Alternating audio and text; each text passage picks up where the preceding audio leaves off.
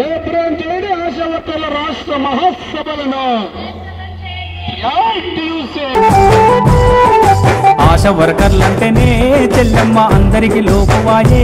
చెల్లెమ్మ సమాజ మార్పు కొరకు నీ బతుకు అంకితం చేస్తావమ్మా. సంచిని సంకనేసుకొని గర్భిణీ స్త్రీలెవరో గమనించి వారికి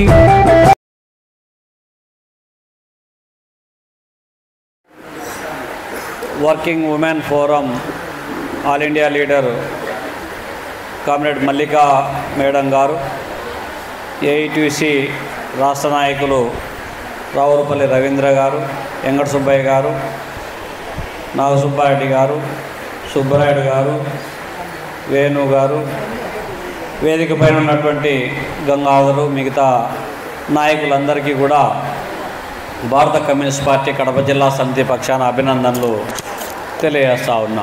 గడిచిన 3 మహాసభలలో సాగించినటువంటి వీరోచితమైనటువంటి పోరాటాలు, సాధించినటువంటి విజయాలను సమీక్ష చేసుకుంటూనే మనకు ఆశా కార్యకర్తలంటే జీతభత్యాలు ఎంత ఇచ్చేవాళ్ళు, 500 ఇవ్వడానికి అనేక ఇబ్బందులు పెట్టేటువంటి రోజుల నుంచి ఇవాళ 10,000 రూపాయలు సాధించుకున్నామంటే అది ఏఐటీసీ నాయకత్వంలో సాగించేటువంటి ఆశా వర్కర్స్ యూనియన్ యొక్క విజయంగా మనం భావించాలి.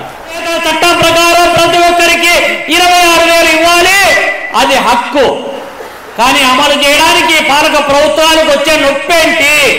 3 జిల్లాలకే పరిమితమైనటువంటి ఆశా వర్కర్స్ యూనియన్ 26 జిల్లాలు, మరో జిల్లాలో ఏర్పడేటువంటి కొత్త జిల్లాలలో కూడా ఆశా వర్కర్స్ యూనియన్ నిర్మాణాత్మకమైనటువంటి పాత్ర పోషించాలి.